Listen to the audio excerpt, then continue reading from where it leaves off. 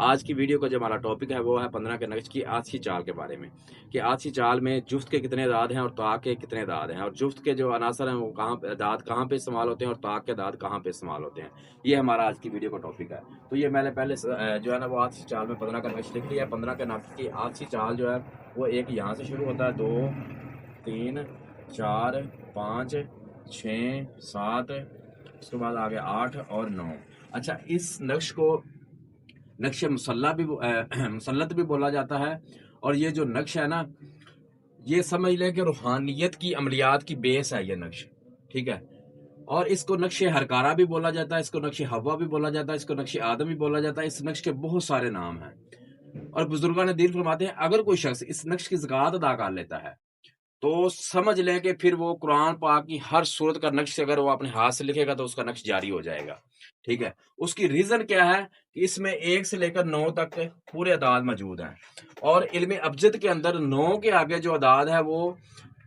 آگے 10 آ جاتا ہے، اور 10 میں جو صفر ہے وہ صفر کی نمیریکل ویلیو علم ابجد کے اندر صفر ہی ہے، یعنی کہ اصل جو ہے وہ 1 سے 9 تک کی اعداد ہے، اور 1 سے 9 تک اعداد اس کے اندر موجود ہیں، ٹھیک ہے۔ اگر ہم بات کرتے ہیں کہ اس میں تا کے کتنے اعداد ہیں اور جفت کے کتنے اعداد ہیں، تو جفت کے جو اعداد ہیں اس میں وہ 2 4 6 اور 8 ہیں، ٹھیک ہے، یہ جفت کے اعداد ہیں۔ اور اس میں جب ہم بات کرتے ہیں تا کے اعداد کی تو 1 3 5 7 اور 9، یہ اس میں کون سے اعداد ہیں؟ یہ اس میں طاق کے داد ہیں۔ اچھا، ایک چیز آپ ذہن میں رکھیے گا، جفت کے اعداد کہاں پہ استعمال ہوتے ہیں؟ عمل خیر میں، اور طاق کے اعداد کہاں پہ استعمال ہوتے ہیں؟ عمل شر میں۔ اور اس نقش کے اندر یعنی کہ عمل کی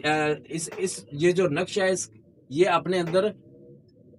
عمل خیر کی بھی قوت رکھتا ہے اور عمل شر کی بھی قوت رکھتا ہے، ٹھیک ہے۔ اچھا، جب ہم بات کر لیتے ہیں اس کے سینٹر کی، تو سینٹر میں جو ہنسا ہے اس کا وہ 5 کا ہنسا ہے، ٹھیک ہے، یعنی کہ 5 کے حصے نے اس کے توازن کو برقرار رکھا ہوا ہے، ٹھیک ہے۔ اگر ہم بات کرتے ہیں اس کے چاروں کونوں کی، اچھا، اس کی سب سے خاص بات پتہ کیا ہے؟ اس کے 4 چالیں ہیں، آتشی، آبی، بادی اور خاکی، یہ 15 کے نقشی، اور چالوں کے اندر جو چاروں کونے ہیں اس کے، اس میں جفت کے اعداد ہی آتے ہیں، اور سینٹر میں 5 سینٹر میں ہی رہتا ہے، کیونکہ 5 اس کا توازن ہے۔ اب ہم بات کرتے ہیں نا 1 2 3 4 5 6 7 8 اور 9، اگر ہم 5 کو سینٹر سے نکال دیں تو یہ کتنے روپ بن گئے؟ 1 2 3 4 اور 1 2 3 4، یعنی کہ 4 اوپر کے ہیں اور 4 کے نیچے کے ہیں، سینٹر میں اس کا 5 ہے، ٹھیک ہے۔ اچھا، یہ جو جفت ہے سمجھ لیں آپ، چاروں کونوں پہ اگر اس کا جفت آتا ہے تو جفت کے اعداد میں نے آپ کو بتایا تھا کہاں پہ استعمال ہوتے ہیں؟ عمل خیر پہ، یعنی کہ اگر ہم اس نقش کی بنیاد کو دیکھتے ہیں تو اس نے اپنے اندر یہ جو اس کے، اچھا سینٹر میں دیکھیں تو یہ عمل شر کے اعداد آ جاتے ہیں، 1 7 5 3، ٹھیک ہے، اور 9، اور سینٹر میں جو کونوں پہ ہیں وہ جفت کے ہیں، یعنی کہ اس عمل کی ہم اگر قوت کو دیکھتے ہیں تو اس نے جو شر ہے شر کو اپنے اندر جذب کیا ہوا ہے، ٹھیک ہے۔ یہ جو نقش ہے شر کو اپنے اندر جذب کرنے کی قوت رکھتا ہے، ٹھیک ہے۔ عام شخص اگر دیکھے گا تو وہ کہے گا کہ 1 سے لے کر 9 تک گنتی لکھی ہوئی ہے، لیکن نہیں، اصل جو چیز ہے اس کی، جب ہم اس کی گہرائی میں جاتے ہیں تو پھر ہمیں یہ پتہ چلتا ہے یہ کمال کا نقش ہے، اور یہ ایسا نقش ہے آپ نے دیکھا ہوگا کہ اکثر سلاسل کے اندر یہی نقش استعمال ہوتا ہے، ٹھیک ہے، اور بہت سارے نقوش ایسے ہیں جو اس کی بنیاد پہ بنائے جاتے ہیں، ٹھیک ہے۔ تو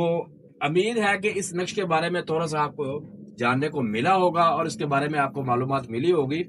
ویڈیو کافی لانگ ہو جائے گی، انشاءاللہ سٹیپ بائی سٹیپ میں اگلے ویڈیوز میں پھر جو ہے نا اس کے بارے میں اور بتاؤں گا آپ کو کہ یہ نقش کیا ہے، ٹھیک ہے، اور پھر ہم آگے اس کی بات کریں گے۔ یہ سادہ نقش ہے، پھر ہم اس کی بات کریں گے کہ اس میں جو اس کا باموکل نقش ہے وہ ہم کس طریقے سے لکھ سکتے ہیں اور وہ کیا ہے، پھر ہم بات کریں گے اس کے سرخ جنات کا نقش، پھر اس کے افریل علیہ انود کا نقش، ٹھیک ہے، سٹیپ بائی سٹیپ ہم چلیں گے، اور پھر میں آپ کو بتاتا چلوں گا کہ اس کے نقش کی کتنی اقسام ہیں، ٹھیک ہے، اور اس نقش کے سے آپ کام کس طریقے سے لے سکتے ہیں، پھر میں آپ کو آہستہ آہستہ وہ بھی بتاتا رہوں گا، ٹھیک ہے۔